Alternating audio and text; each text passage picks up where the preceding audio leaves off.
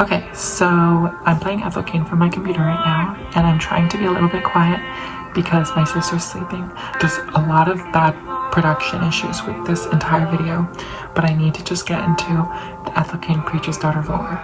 So it starts off in Shady Grove, Alabama, which is like just some small town, that Ethel Cain, the daughter of a preacher, hence Preacher's Daughter, where she's born there. And so the first track, Family Tree Intro, sets the grounds for her religious and family trauma. So she talks about, I guess she sings about like her relationship with like God, and like how, I guess, religious trauma like influences her life and how it's passed down because, I don't know, whatever.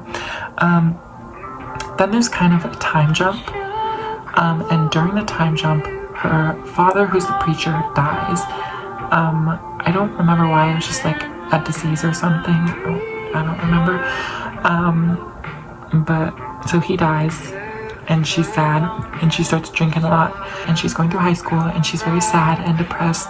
And American Teenager is about the unachievable American dream that she and many people in this town of Shady Grove, Alabama, want to look for, but they don't find because it's not a real thing.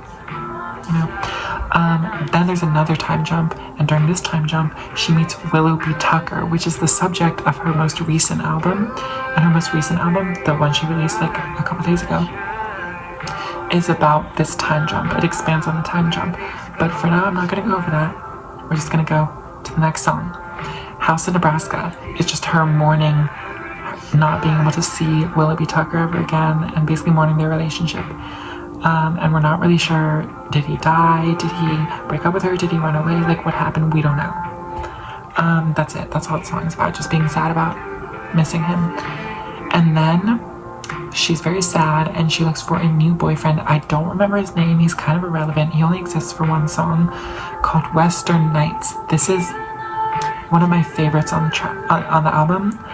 It's basically about this new relationship, but he's very abusive, and he's a criminal, and he robs a bank and gets into a shootout with the cops and dies, and she has to steal his truck and escape from the cops.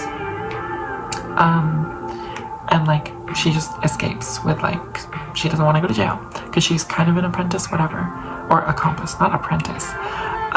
So she escapes, and during her escape, she reflects on her childhood, where she reveals to the listeners that she was molested by her father as a child, as a very young child.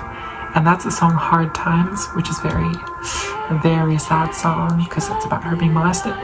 And then Family Tree, which is her, like, it expands on the religious trauma, the sexual trauma, all of that stuff. It's an expanded version of Family Tree Intro. And then it gets into Act 2. The next track is Thoroughfare. So she gets kidnapped, or she willingly goes off with this guy named Isaiah. He is evil. We don't know if she was kidnapped or if she willingly went, because Ethel Cain herself hasn't made it clear. The song is so good. So she gets into this guy's truck and basically goes on a road trip with him she's in Texas at this point. She got to Texas when she was with the other boyfriend, and so they go on a road trip from Texas to California. During this road trip, they kind of fall in love. It's like an American love story. But when they get there, next song, Gibson Girl, he starts drugging her and pimping her out. And so she's having sex with all these guys, but she's also always on drugs.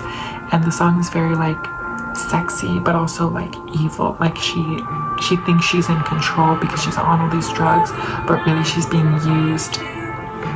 It's so disgusting. And then the next song is Ptolemea, the big metal one where she's like, stop, where she screams. In this song, he drugs her a ton, so she starts hallucinating, which the song is supposed to sound like hallucinations and stuff.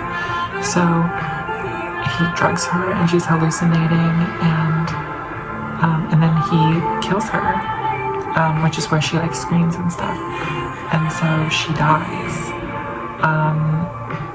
He takes her, I think he kills her in an attic, and then he takes the body down to the basement where he chops it up and puts it into a freezer and then eats her. I'm sure you've heard this part because this is the part that everybody talks about, but he eats her. There's a lot of interpretations of it, but she said in an interview once that she was just an edgy teenager when she wrote the song, so she just wanted to talk about cannibalism. It's not really a metaphor for love, as a lot of people think. It's just she was edgy, whatever. You know it's true, because I said it to you. So she dies, and then she basically mourns her own life in Sun Bleached Flies, where she talked about what she regrets in life and the lessons she learned, and how like she's been living her life on the sidelines, I guess. It's very heartbreaking. And then that's the end.